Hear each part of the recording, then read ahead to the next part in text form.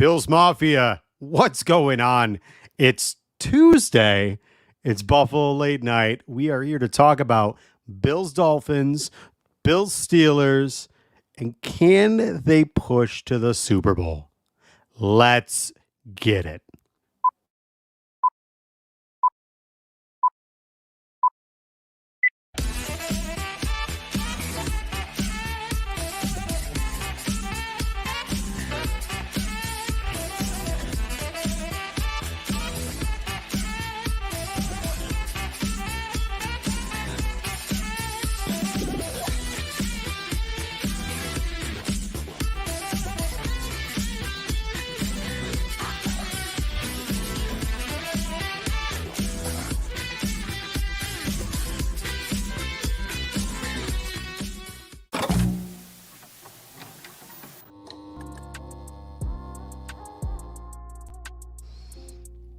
Bills Mafia, what is going on? Happy Tuesday. It is Tuesday. It's very weird for me to be on a Tuesday, but here we are. It is Buffalo Late Night. It is Steelers week. Welcome to Buffalo Late Night. I am happy to have you. I'm happy you've come to join us tonight to talk about all things that happened this week. It's a big week. A lot of excitement in the air from Bills fans, including myself. I am glad you've chosen to hang out this evening, and here on the Cover One Sports Network, we're going to have a lot of fun tonight. Guys, I am your host, Thomas DeLoss. Again, glad you're here. Glad that you've tuned in tonight. Or if you're listening on Spotify, happy Friday to you. Or Wednesday, because it'll be tomorrow. My whole week is all jacked up, but here we are. I'm glad that you've chosen to be part of this. I'm glad that you're part in watching. And if you're over on the Twitter page, come in, hop on YouTube. It's a lot more fun. I mean, you could still comment on Twitter, but whatever. We are free on all social media and streaming platforms, including Spotify or YouTube, however you pod. Guys, I also want to make sure you're hitting that subscribe button on the YouTube page. Hit that notification button. It'll let you know every single time one of our Cover One shows is live. Super chats are open for this and every Cover One show. So if you want to be heard, click that button. Let us know. We'll get to you. Guys, it is Pittsburgh Steelers week. We are in the playoffs. It is Wildcard round. We have so much to talk about tonight. We're going to talk about the Steelers. We're going to talk about last Sunday's game against the Miami Dolphins in South Florida. We're going to talk about Sean McDermott. We're going to talk about what has happened for the Buffalo Bills and their playoff opportunities moving forward. We're talking about Super Bowl aspirations, and we're going to bring up the playoff predictor and see what it looks like, what we're looking at, and how things are going to shake out. So, guys, I am super glad you're here. I do want to start off, and I want to let you know why I'm here, why I'm on a Tuesday. Last January, if you've watched the show, you know I'm very, very open about myself. I'm open about my feelings. I'm about who I am as a person, and I think for transparency purposes for this show and for my personality and the way I am, I think that's how I like to run things. I like for you guys to know who I am so that I have a good relationship with you. That being said, last January, my grandfather, I know, late night, 6:04, I get it. Sorry, Roy. Last January 11th, my grandfather passed away. Best friend in the entire world. Somebody meant the absolute world to me. So the reason we're not doing the show is, to be honest with you, my grandfather, who was my best friend, he was a huge Bills fan. We're going to be getting together with my grandmother on Thursday, which is the 1-year anniversary of his passing. We're all going to go over to their house and just spend some time with the family. So that's why Buffalo Late Night is tonight. If I'm a little discombobulated, today with this weather was atrocious. So I'm on the fly trying to make everything happen for you guys because I wanted to make sure I delivered. But here we are. We're going to have a lot of fun tonight. I'm super glad. I'm glad you guys are all here. Pop in the chat. I want to hear from you guys. I want you guys part of this conversation and letting me know what you think. But let's get right off let's get it going. Right off the bat, let's talk about the Buffalo Bills are in the playoffs. Ladies and gentlemen, the Buffalo Bills went down to Miami, Florida, and not only did they, take care of their demons, right? They won their 5th straight game, but they again beat the Miami Dolphins. Josh Allen again took care of business against Miami Dolphins. He is their daddy, whether they like to hear it or not. He played a really, really awful first half, all things considered, and then came out at halftime and said, you know what? Time to pull up the bootstraps and let's get to it. And man, did they do it. They had an unbelievable second half. But let's kind of get into it. Let's talk about what happened in this game because I do think it is important. The Buffalo Bills in that first half had some real big question marks, right? We saw they had an unbelievable first drive, a drive filled, great passes, great runs, a lot of good play designs. I mean, you saw they were humming. You had pretty much every facet of the offense involved early and often, and that's what we wanted to see. We wanted a team that really just optimized their players, deployed their talent, and put themselves in position to kind of get the Dolphins reeling, right? Have the Dolphins on their heels and make it so it was difficult to play against the Buffalo Bills. And they did that. They did that out of the gate. They made it incredibly difficult to play against. And it worked until, unfortunately, the ugly head of Josh Allen, which reared itself, and he unfortunately made a pretty bad mistake. And that's where kind of things went off the rails. I mean, if we're being transparent, Josh Allen made a pretty bad throw. I think a lot of that's because when they had a zero coverage. They had an all-out blitz, and Josh Allen tried to make a throw off platform on his heels, all arm, and it just didn't work. It was a bad throw. It landed right in Eli Apple's lap, a guy that was literally falling down. And realistically, it was a bad throw, and Eli Apple made a bad decision and didn't just knee in the end zone. That moving forward, you obviously had a game that was filled with a lot of ups and downs in the first half. I think part of what you saw for Josh Allen is a guy that seemingly was playing very, very well, but again, with a lot of the themes of this Buffalo Bills season. If you saw my Twitter, you know that I tweeted out and I said this is the personification of this Buffalo Bills season, the ups and downs, the ebbs and flows. That was what that game was. And I don't want this to sound like it's sour grapes because truthfully, it's really not. That Buffalo Bills team went in and they did what they needed to do, period. They beat the Miami Dolphins. They went on a 5-game win streak. They really took care of business. And that's the most important part about this, right? Obviously, you had the Miami Dolphins go up early on the Devin Achane 25-yard touchdown run. Really, I mean, Devin Achane's an unbelievable young talent. Very, very, very quick. You saw they were utilizing him with just quick shuffle passes. They were getting him out into the open as fast as humanly possible. The Bills were struggling. And then it just kind of percolated, right? So it kind of just became a game. You saw Trent Sherfield with one of the most wild catches you'll see probably in NFL history. Bounced up in the air, toe drag swag, beautiful play. And I'm glad they're getting him involved. I think a lot of people, myself included, have really been wondering, when is Trent Sherfield going to see the field? And I talked about it in the Cover One staff chat. I'd said, listen, maybe this is the game because they tweeted out a picture of a bunch of the lockers, and one of them was Trent Sherfield. So I wondered, maybe they're going to put him in the offense today. Lo and behold, exactly what happened. I'm not Nostradamus, but sometimes it just is a little too easy to predict based on familiarity and relationships and playing for another team at a different point. So they did get him involved. He had a great game. Not a huge impact, but enough of an impact that you could obviously kind of tip your cap to him. The Buffalo Bills, again, just kept trucking, kept doing what they did. Some bad mistakes you saw right at halftime.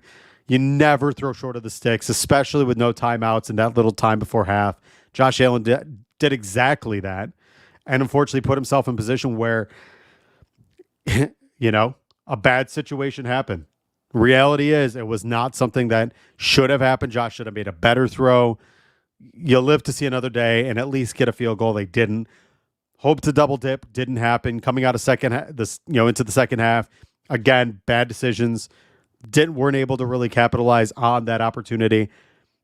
I just think, and it also very true, pass interference that was missed on that Ty Johnson catch at the 1-yard line, an absolute miss, helmet to helmet targeting call that should have been called. That was Jerome Baker. Cook making right, guys. That's the thing is like let's be real here. There was a lot of plays that had they gone right, the Josh Allen deep pass to Stephon Diggs. There was a lot of plays that had they gone our way, personally, this game would have been out of hand, and it probably would have been over by halftime. Unfortunately, that was not what the case was. But here's the thing. Here's where I kind of want to segue and talk about Sean McDermott for a moment, but I'm going to get there in just a second.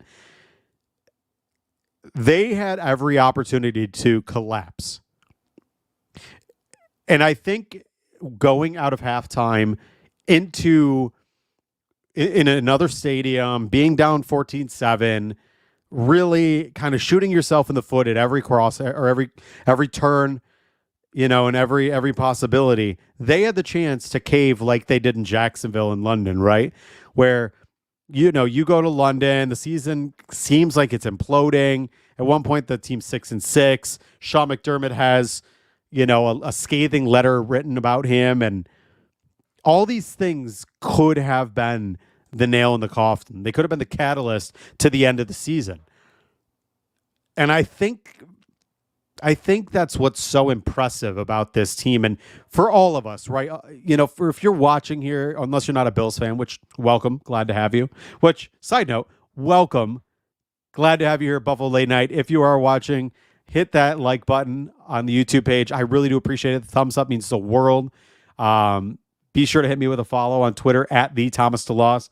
I'd love to have a chat with you. I'm always available. But again, if you are watching, if you're a Bills fan, for the longest time, there were Bills teams that when that stuff happened, it was game over. They collapsed. You knew that they were going to piss down their own leg and make bad decisions. That's not what happened. That wasn't the case. The Buffalo Bills, Josh Allen, the defense, special teams, the offense, the coaching staff, all together, like Sean McDermott said, one heartbeat. They came together and they figured it out. They made adjustments. They came out in the second half, regardless of that first possession, and they kept plugging away. And so that's why I kind of want to segue into the Sean McDermott. And again, if you watch the show every Thursday night, which if you're watching it tonight and wondering why I'm on a Tuesday, like I said, have prior commitments this Thursday, so that's why I'm here. And I'm glad that I could get this in with you guys. But we've talked about Sean McDermott the last couple of weeks, and it's not to beat a dead horse or kind of just keep playing this out. The reason I want to talk about this is it is kind of a ongoing storyline, right? Sean McDermott, for a lot of people, especially at that 6-6 point, there was a lot of people that truthfully said, and a lot of people that were clamoring that I don't know about that one, Jimmy. I don't know about that, brother man. I'm going to have to wholeheartedly disagree with that, though I do appreciate the sentiment. There's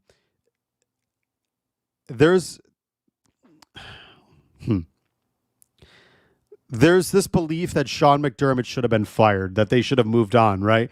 People were talking about Ben Johnson from the Detroit Lions, Bobby Slowick, whoever.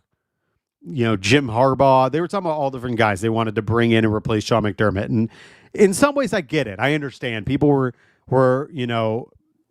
pitchforks and torches and trying to run Sean McDermott out of town. And then that piece by, who came out trying to basically just diminish Sean McDermott. All those things coming to a head, it could have been the end. And I think what happened in this Dolphins game is the perfect synopsis. It's the personification. It is everything that this Bills season was, because it tells you that this team is mounting success. It's coming together at the right time, right? A lot of football, like we've talked about, and a lot of people have told you before, it's not a sprint, it's a marathon, right? Football is about putting together wins at the right possible time. It's catching fire at the right moments. It's getting healthy at the right pivotal time. That's what's happening. And that's what the Bills need to do. And that's what Sean McDermott has done and this Bills team has done in collaboration. And that, again, like I said, kind of, corresponding to this Dolphins game, that's what happened. They had every opportunity. The Dolphins stopping them on the fourth, at the end of at the end of the first half, coming out in the second half, stopping their first possession. They were up 14-7, easily could have made it 21-7. And the reality is they didn't. They didn't. And that's what's so impressive, because Every chance in the world for the Bills to cave and to collapse was right in front of them. Every chance for the Dolphins to step on the Bills' neck, and they didn't. And Josh Allen, I know a lot of us, myself included, and I even ate crow during the game. A lot of people were looking at Josh in the first half saying, what is going on, Josh? Why are we continually making these mistakes? Well, Josh Allen, because he's an absolute freak, ended 30 for 38, 359 yards, 2 touchdowns, 2 interceptions. Talk about a tale of two halves, right? Talk about a tale of two halves of a team that did some nice things in the first, and I'm not going to discredit the Bills put together some really, really pretty drives, but unfortunately, like a lot of games this season, they didn't capitalize on those red zone possessions. What they did in the second half is they got it done when they needed to. It was a three-phase team, right? Sean McDermott talks about this. I've talked about this. A lot of guys that cover one have talked about this. It's about all 3 phases: offense, defense, special teams.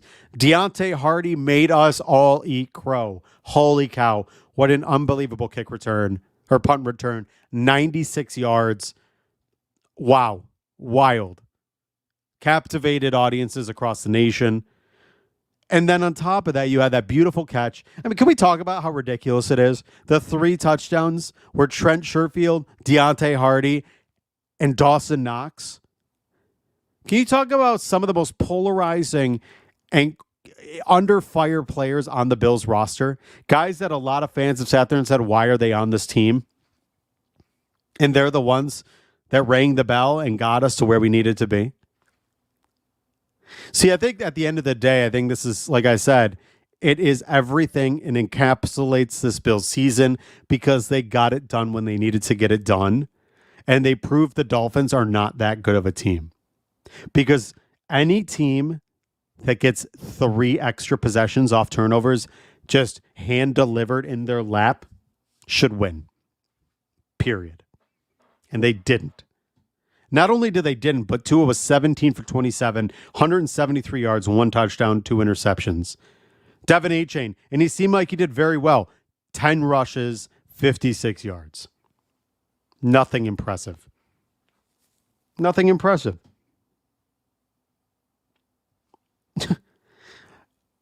Not only that those turnovers took points off the board. Right.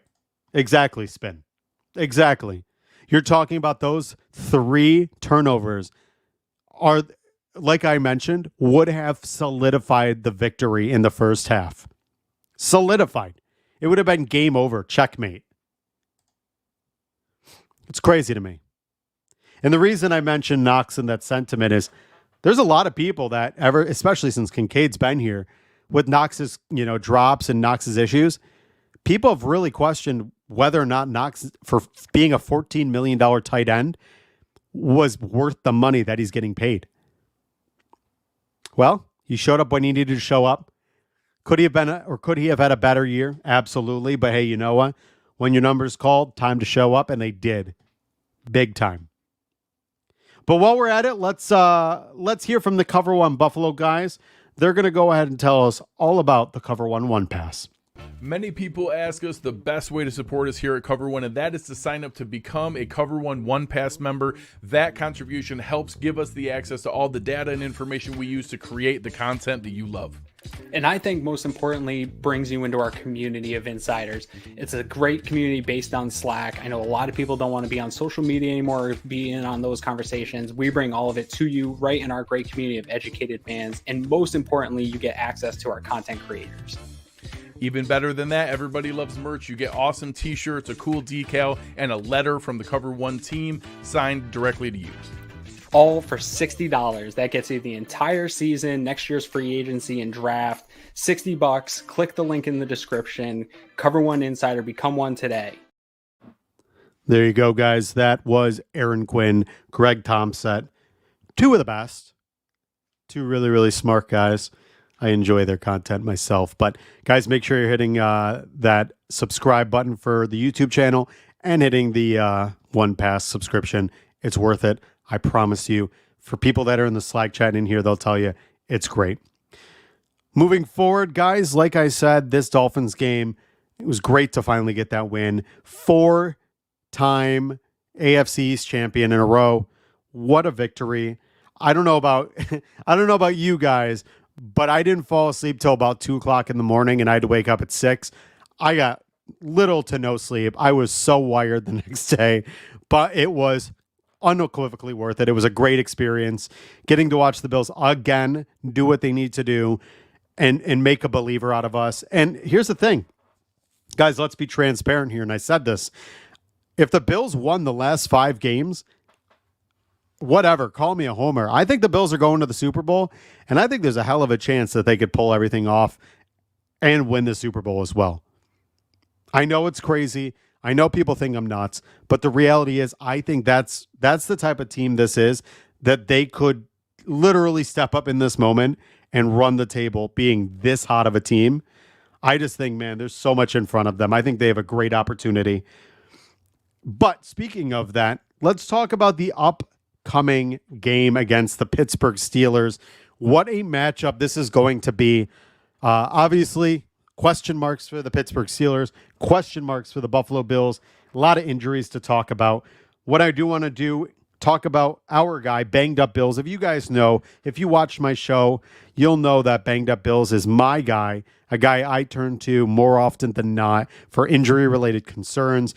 He's normally on my show, but obviously with him having kids, it's tough for him to be here. But Banged Up Bills on Twitter at Banged Up Bills, on his website, Banged Up Bills. It's Dr. Kyle Trimble. I do have some injury information about this game. TJ Watt will not play. That's already been announced. Haven't done much research on the Steelers yet. We will get more in regards to that. There is some lingering stuff, but what we do know, Minkah Fitzpatrick potentially may miss the game, still in question. That's a big one for them. As for Sunday, no concerns with Dawkins. Ty Johnson has to pass through concussion protocol. Too soon to tell if he will clear it. That's a big question mark. Obviously, you saw what Ty Johnson had happened to him on the goal line. He has been a very, very important role in this running game, has become a much more pivotal role in the short to intermediate running game, just kind of pounding the rock, getting those short yardage. He's been great. Don't expect Gabe Davis to play with Sunday with that PCL sprain. It could affect him for a few weeks. We may not see Gabe Davis until maybe the AFC Championship or Super Bowl if you make it that far. Taylor Rapp may have injured left calf on the interception. That'll be one to watch. Taylor Rapp, what a big play, by the way. The injuries with Dodson and Rasul Douglas may be more significant than originally thought. Maybe week to week, it'll be tough for both to play on Sunday. That's going to be a tough one. Not having Rasul Douglas is going to be a massive, massive loss for the Buffalo Bills if they cannot have him go. Thankfully, we do have Dane Jackson behind. I know a lot of people were in question about Dane Jackson. He did step it up in the moment, did some nice things. That's huge. Who would have ever thought Tyrell Dodson would be such an impact player for us? He is. I think it's going to be tough, but I think we have a really good chance. Dave, I'll be honest with you. I am not in that same boat with you. I am not nervous about the Steelers. Here's the thing. I just want to be transparent. I don't want people to think I'm slandering them. I truthfully think the Buffalo Bills are head and shoulders above the Steelers, and the Steelers have a good defense. But the Steelers without TJ Watt are 1-10. When TJ Watt is sidelined, the Pittsburgh Steelers are 1-10. That's a massive statistic. That is the type of impact player TJ Watt is for this Pittsburgh Steelers team, and I truthfully don't think that they're going to be able to overcome having him on that. The other part about it is I just don't believe in Mason Rudolph. I almost said Mason Crosby. Mason Rudolph. As much as Mason Rudolph's done some nice things, and let's talk about the stats right now. Mason Rudolph over the last couple weeks, I'm going to bring this up. I had it right here. It's the problem with having like 19 screens. Mason Rudolph so far in the past 3 weeks, you've had 397 passing yards, 284 passing yards against the Cincinnati Bengals, 266 passing yards against the Seattle Seahawks, and then recently against the Baltimore Ravens, he had 134 passing yards. And I understand it's the Baltimore Ravens, but here's the thing. And I get the weather was bad and whatever, and they really didn't utilize the passing game. Mason Rudolph is a third year. I think it's third year, more than third year. He's a third string. He's his fourth year, excuse me. He is a guy that has not been able to beat out Trubisky. He's not been able to beat out Kenny Pickett. And yes, he's flashed in the last couple games, but to be honest with you, I think a lot of that is more so how good that Pittsburgh Steelers team is in totality. I think before they lost TJ Watt, the combination of TJ Watt with Alex Highsmith, with Cam Hayward, with Keanu Benton, the weapons they have on that D line are so strong. 6 year. Thank you, Roy. That's how meaningful he is. I truthfully think that without TJ Watt, you can focus on Alex Highsmith and you can neutralize Alex Highsmith. And I know Pittsburgh Steelers fans are going to think I'm crazy for saying that, but we've done that this year. Let's circle back. And I know that well, to be honest with you, I think that the Raiders are as good as the Steelers. I think the Raiders caught fire at the wrong time. The Raiders' defensive line with Max Crosby. Max Crosby is as good as anybody on that Steelers line minus TJ Watt. Max Crosby is as good, better than Alex Highsmith. And that's not to take anything away from Alex Highsmith. He's very good. But we were able to find a way to neutralize Max Crosby. I guarantee you we'll be able to find a way to maximize and to neutralize Alex Highsmith. I think this is going to be a game, and Will, I think you're right in this sentiment. I think their only way to truly get into this game, is going to be splash plays. I think so. I think that's how they're going to have to win this game against Josh Allen, because here's the thing. I like Jaylen Warren. I like Najee Harris. They're fine. They're fine. But I'm not scared of a running attack against a Bills defense that recently has really clamped down on opposing offenses, and they've clamped down from opposing teams to really be able to do anything outside of the 20s. And that's a big part about Sean McDermott's game. Sean McDermott's game is, we'll let you do whatever you want within the 20s. Tire yourself out for all we care. Hey, Kev. We'll let you do whatever you want between the 20s. But when it comes to when you get down and inside the 20-yard line, inside the red zone, that's where Sean McDermott puts on his wizard hat and he works his magic. And he has. He's been phenomenal in that regard. And it's fine that the Steelers, they're caught fire and they won the last 3. But let's not get it twisted. They've also had bad games, and a lot of that stuff obviously is predicated on a bad quarterback play. But that's expecting that Mason Rudolph is going to carry this same stretch for weeks and weeks and weeks, and I just don't think they will. I don't. As much as I think the Steelers are doing great things, I think a lot of it is they're galvanized by their head coach. They're doing what they can to play tough for him. But I think coming into Buffalo, it's going to be cold. It's going to be below 20 degrees. Granted, they're used to that in Pittsburgh. Mason Rudolph has never started a playoff game in his 6 years in Pittsburgh. Their team is going to have to ball out.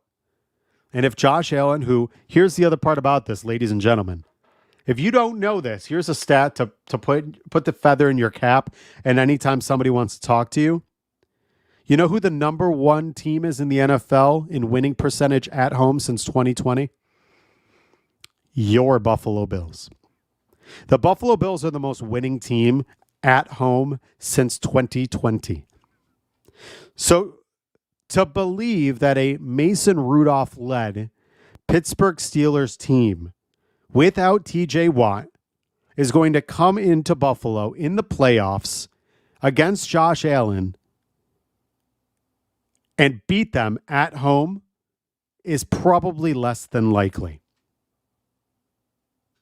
And as good as the Steelers' offensive line has been, and it has been good, I truly believe this Bills defense is catching fire at the right time. And Sean McDermott is couching one hell of a defensive unit. They are playing lights out. How many defenses do you know that can go through Matt Milano, Tyrell Dodson, and get to Balin Spector and still be successful? How many defensive units can you say that can lose Tre'Davious White, Rasul Douglas, put Dane Jackson out there, and still keep one of the hottest and most prolific offenses in the NFL to 14 points? The Buffalo Bills are playing a very, very strong brand of defense. There you go, Jessica. Talk about a prolific statement right there. They are tired of going to Kansas City. And here's the thing, folks. You win this week, and the Kansas City Chiefs win this week as well against the Miami Dolphins. Kansas City Chiefs are coming to Orchard Park. That's going to be a moment. And I already told I was talking to my wife about it because we've got season tickets, and she already said we're going. We are going. God, that just flashed me back to Rex Ryan right there. I don't know if anybody remembers his press conference, but that little phrase was part of his press conference, and I don't know why that just that caught me by surprise. Which, by the way, hello everybody, Jessica Tennis, BMDO, John Herring, Dave Bradley, Walter Spin, Artstrology, Kev, what's up, brother? Sword brother, Joseph, Daniel, Roy, who else I got here? Who am I missing? Chris, Jim Page, even though you told us we were going to lose, Jimmy Key, Chris Matlock, Popeye. What's going on, guys? Welcome to Buffalo Late Night on a Tuesday. I know it's weird. If you're wondering why I'm here, this Thursday night we are having a celebration in honor of my grandfather who passed away a year ago this Thursday. So I'm here with you tonight. I'm glad to be here with you guys as well. And I'm glad you guys can keep me company tonight after a very long and very cold day out in the rain. This is some nasty weather. But guys, I think this matchup against the Pittsburgh Steelers, quite frankly, as good as their secondary could be, and I'm not entirely scared of Patrick Peterson at this point in his career. Levi Wallace doesn't really strike fear in my eyes. Minkah Fitzpatrick is coming off of an injury.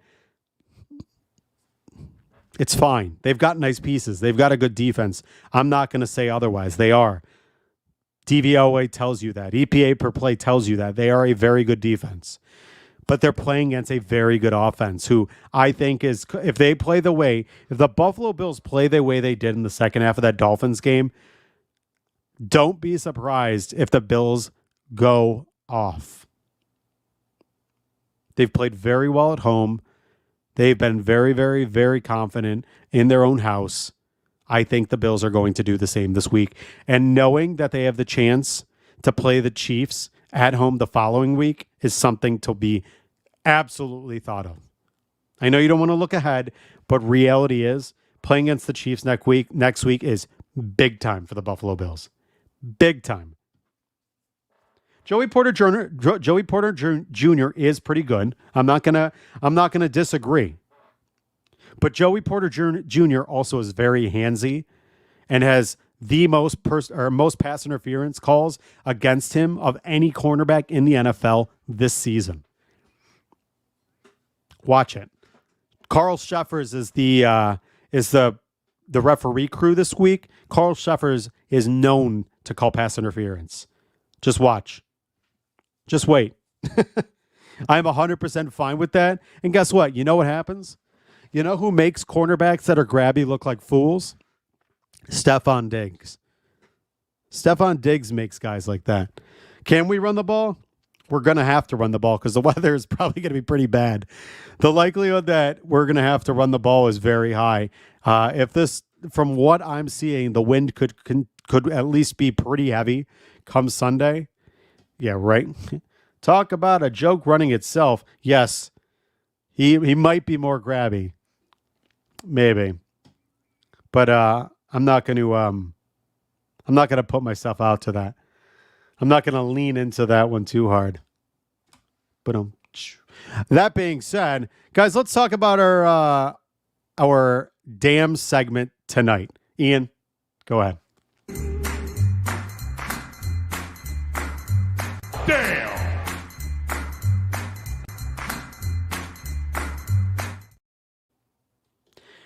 Tonight on Buffalo Late Night, we come at you on the fly with an on the fly segment where we giggle about some stats at the expense of Miami fans. Namely, the show's producer discovered that the Dolphins haven't won the division since 2008, which is 2 years outside of me graduating high school. Even though they were inches away this year, if only Tua hadn't thrown it directly at Taylor Rapp 2 plays in a row. For reference, in 2008, the first iPhone had just released. Our Buffalo Bills had J.P. Lossman and Trent Edwards at the helm, and George Bush still lived in the White House. While this does truly speak to the dominance of the Patriots and now the Bills for the last 15 years, it does make you wonder how in the hell the Miami Dolphins managed to blow the division this year. For reference, the massive collapse that had to take place for the Bills to steal the division is not a common occurrence in the NFL, and it's happening to the Dolphins is just the sweetest dessert we could have had in the regular season. And for all the Twitter shit talking, saying that Josh Allen is a fraud, and telling Buffalo that their windows is closed, we gladly give all of Dolphins fans in Miami this week's damn trophy. So there we are. That is our damn segment. If you've ever watched our show, we do a damn segment each week. Who knows what it's about? My brother always comes up with something ridiculous. I love it, but here we are. Now, guys, what we are going to do right now, we are going to bring up a playoff predictor. We are going to look at the playoffs. We're going to look at what's going on with the playoffs, what we think is going to happen, and how this is all going to play out. So here we go. I don't know if they don't have a really good one. This is the Pro Football Reference playoff predictor, but this is going to give you a chance to look at what the Bills could potentially be walking into, right? And it's really interesting because in terms of what's happening going forward, and let's go ahead and we'll bring this up right here. It's going to talk about the playoffs, how things are looking. Obviously, the Buffalo Bills are playing the Pittsburgh Steelers this week, a big-time matchup, one that I think for a lot of us, I personally believe the Buffalo Bills are going to win this week. I think this is a matchup that plays very well into the Bills' hands. An offense that's very, very high caliber if it catches fire. A defense that is coming into its own at the right possible time. Hopefully a special teams and Deontay Hardy that continues this warpath that they've been on. So obviously the Buffalo Bills, but here's the question mark. Roy, if they go into Miami, if they go into Kansas City relatively healthy, the Miami Dolphins are not healthy. The Miami Dolphins are, in fact, so far from healthy. They're in a bad spot right now.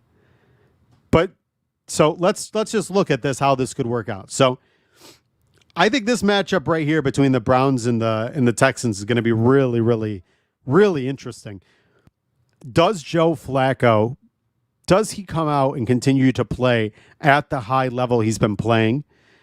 What does C.J. Stroud do this week? Because C.J. Stroud has been unbelievable. Should be the rookie of the year. I mean, he probably will get some MVP votes. So, but let's just say that the Browns go ahead, and let's say the Dolphins take care of business. The Buffalo Bills could potentially host the Cleveland Browns the very next round.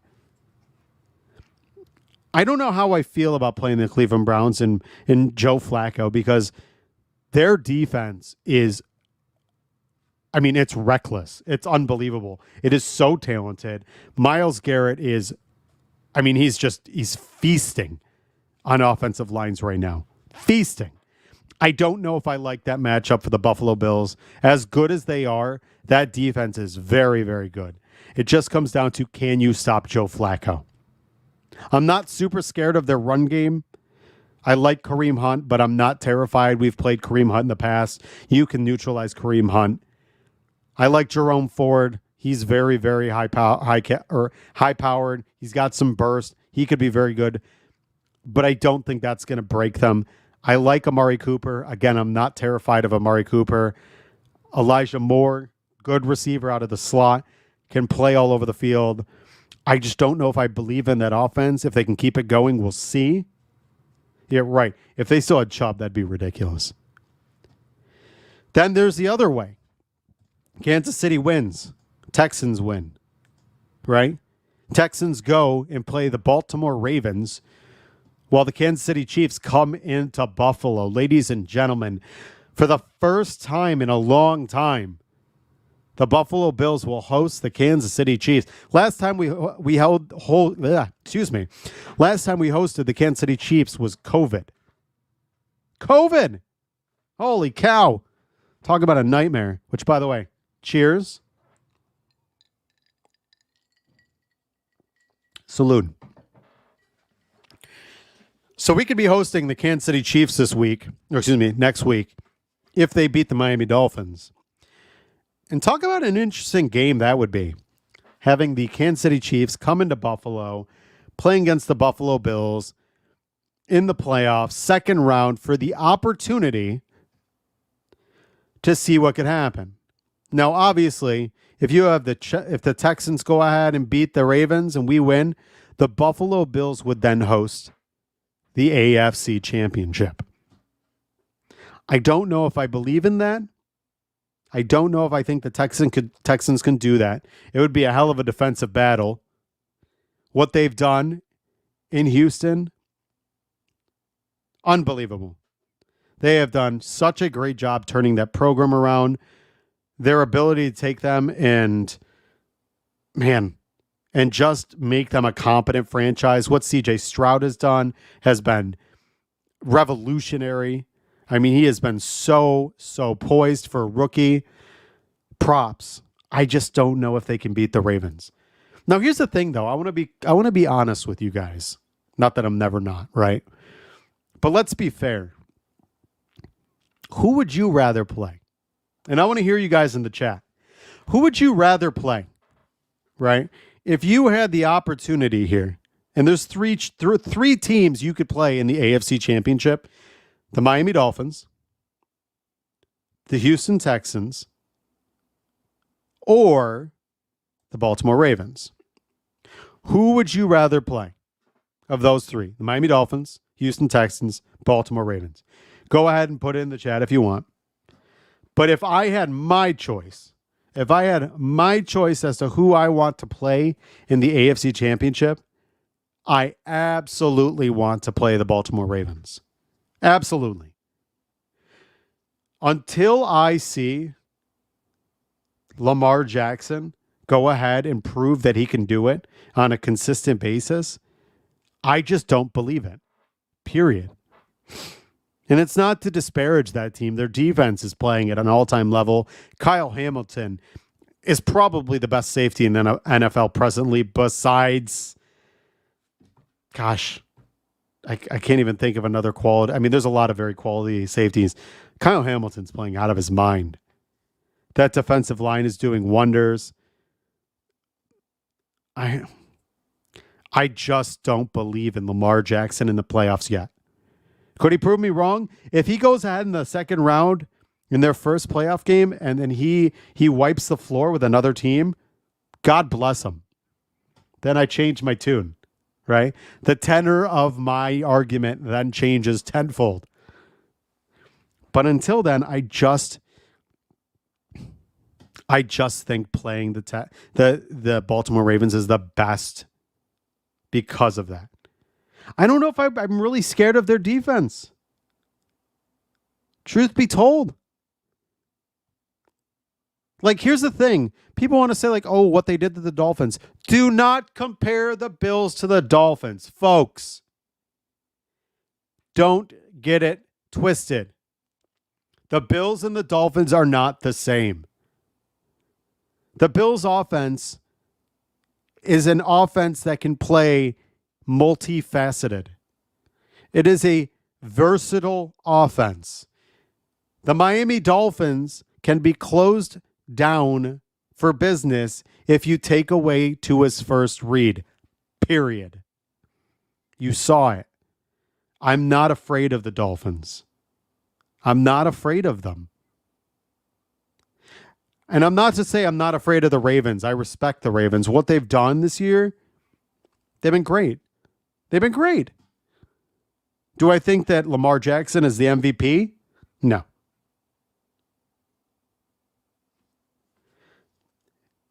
And I can say that. They're hoping they don't have to play the Buffalo Bills. That's a statement right there that could never be more true. There you go. Antoine Winfield Jr. That's probably number 2 right there. But here's the thing. The 49ers offense and the Miami Dolphins offense are eerily similar. Very, very similar offenses. Very limited quarterbacks. Beautiful weapons. Beautiful. Christian McCaffrey, Deebo Samuel, Brandon Ayuk, George Kittle. The Dolphins, Jalen Waddle, Tyreek Hill, Raheem Mostert, Devin Achane. Awesome weapons, limited quarterbacks. Defense is good, but you kind of tell that their defenses can be capitalized on, but a lot of their offenses are very smoke and mirrors. It's very scheme related. And it's not to downplay either of them. Again, I'm not trying to discredit either of those teams. I think the 49ers and the Ravens are good teams. I don't think the Dolphins are. I'll be honest. I'm going to call a spade a spade. I think the Dolphins are a paper tiger. I do agree, though, Spin. I would much prefer to play a home game in Buffalo. I do not want to go to the bank. But so let's see. Kansas City wins. The Bills beat the Chiefs. Then what you need is the Houston Texans, the C.J. Stroud Houston Texans, to go into the M&T Bank Stadium, the bank, and beat the Baltimore Ravens.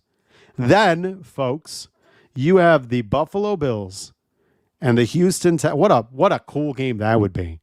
C.J. Stroud and the vaunted, newly designed Houston Texans come into Buffalo to play Josh Allen for the right to play in the Super Bowl. That'd be fun. I do agree. I think the Browns would be. That would actually be even what about a story? What about a story right there? You'd have the Cleveland Browns and the Buffalo Bills. Two of the most sad panda franchises.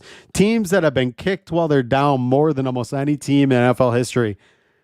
What would it be? Let's be fair here. How amazing would it be if the Detroit Lions, right? If the Detroit Lions managed to come out of the NFC, right? Let's say the 49ers. Let's say that. How amazing would it be if the Detroit Lions and the Buffalo Bills played in the Super Bowl for one of the teams having the right to win the first Super Bowl in their franchise history?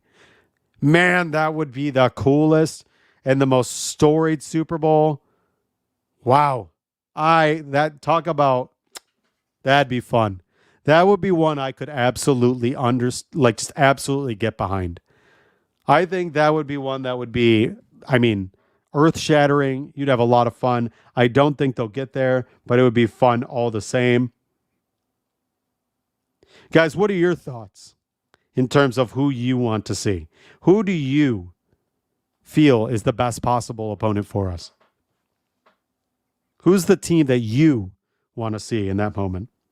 Because I think it's tough to really get your hands on what's the best team to play.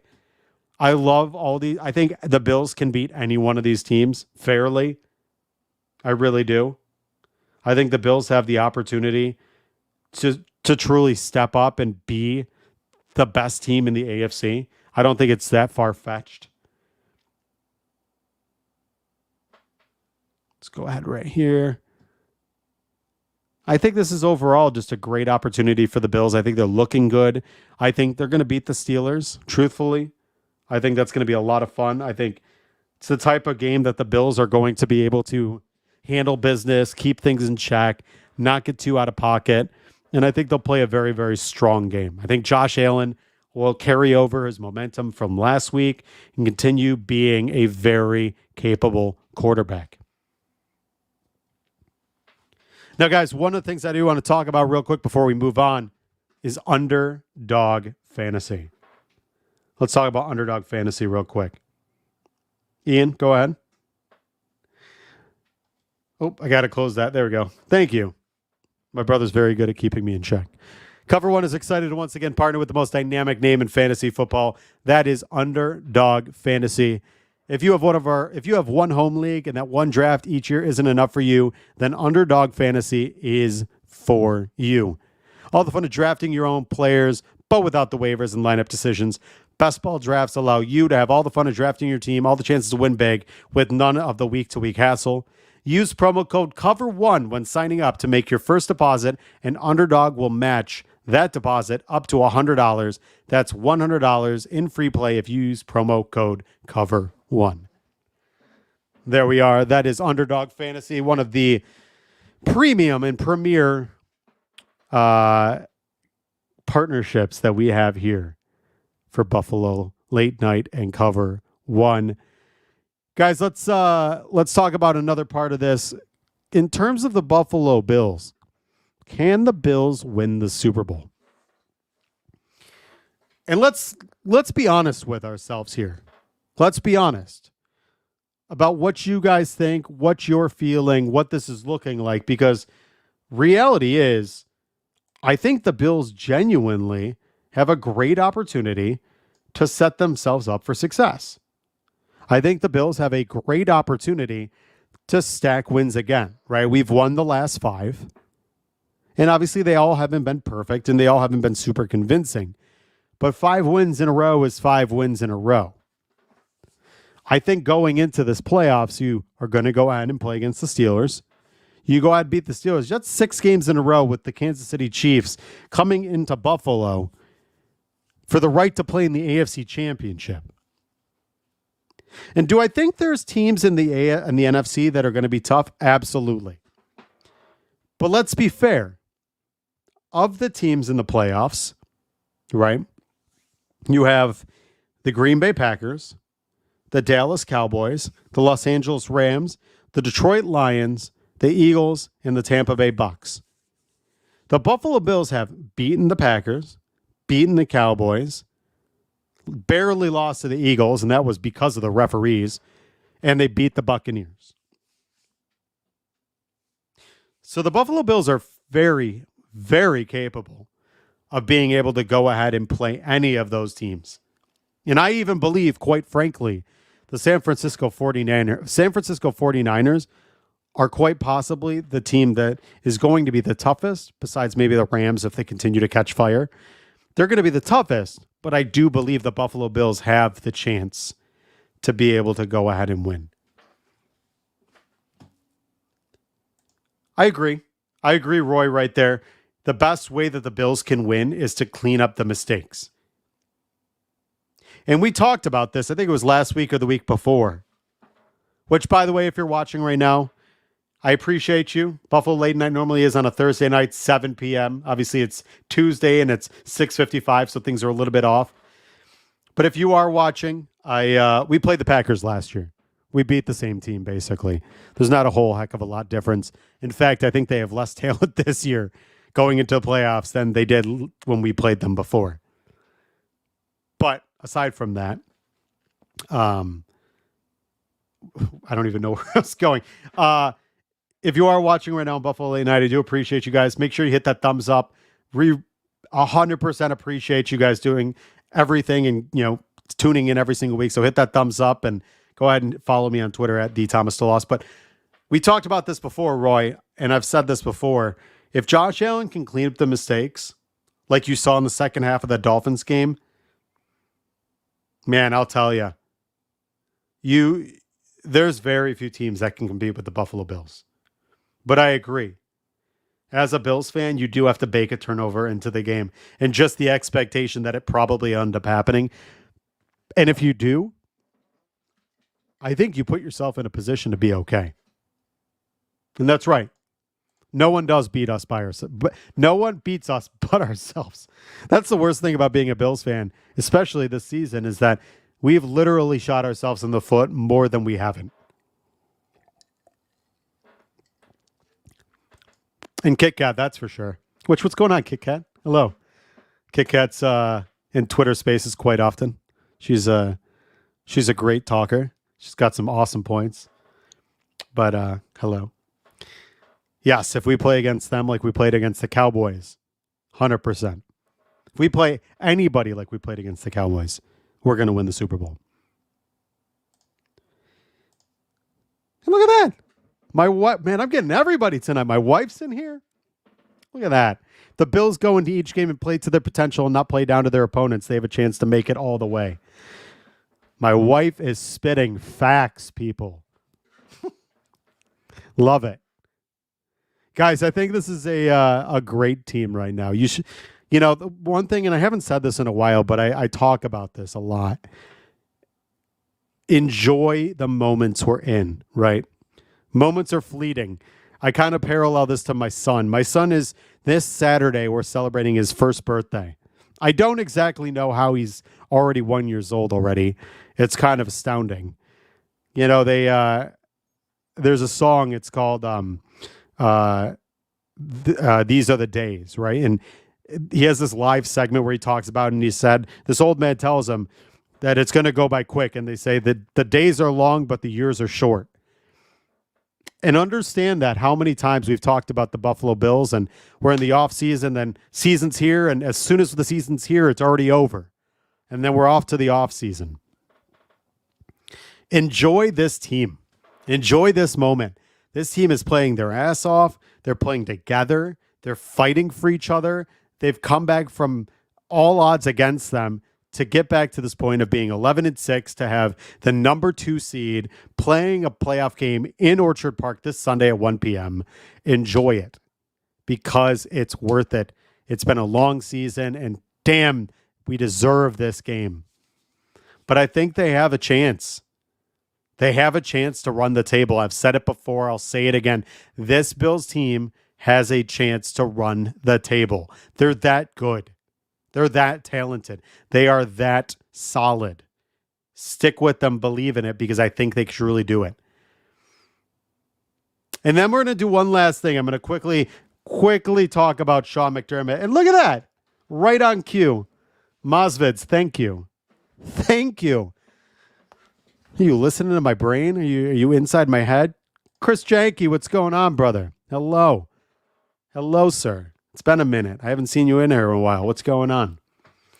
Sean McDermott deserves all the credit and more. All the credit and more. Listen, I know people wanted him fired. I know people were mad. But let's be real. Sean McDermott deserves so much credit. What a hell of a job that man has done to get this team to where they are now. And now I know and I understand that it's not all Sean. That's the defense. And it's the fans willing them on. And it's the offense and Josh Allen. And it's Brandon Beane making unbelievable decisions. But man, Sean McDermott has done a bang-up job. Having somebody coming after his job, having all the doubters in the world, having Matt Milano, Tre'Davious White, Daquan Jones, all those injuries, everything that happened to him, and he still came out on top. God bless him. He deserves all the accolades. No, Roy, we do not want Sean McDermott fired. Maybe you do. And everyone is allowed to their opinion. It doesn't mean it's a correct opinion. I'm just kidding.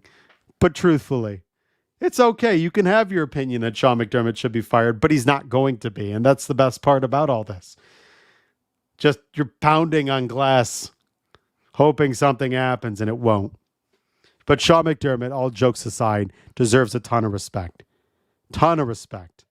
Oh, you're being serious? Okay. Okay, good. Good, Roy. Saving face. I appreciate you. I'm glad. Golly, you had me scared there, sir. No, Sean McDermott's done a hell of a job. I'm glad that he's getting his just due. He's played well. He's coached an unbelievable game. Guys, what a coaching performance this week. What he did against the Dolphins. 14 points against one of the most high-scoring offenses in the NFL. To take them and literally have nothing in the second half of consequence. 4 3-and-outs, an interception. Like, wow. Sean McDermott put his stamp right on that game and said, checkmate. Unbelievable job. Unbelievable job. I'm a huge Sean McDermott homer. Fine and dandy. I will wave that banner to the day he's no longer coach. And I hope that's another 20 years.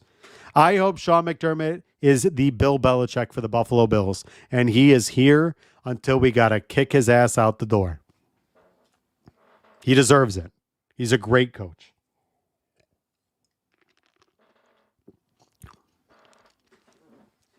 So let's go ahead. Keep ending with ice cubes. Every time I drink a drink, I end with ice cubes in my mouth, and I look like a fool on camera. Guys, let's finish this out right here. Go ahead in the chat. I want to see you. And I'll call you guys out. We'll put it up on the screen. And first off, appreciate you guys being the lifeblood of the show. I love where the show is going.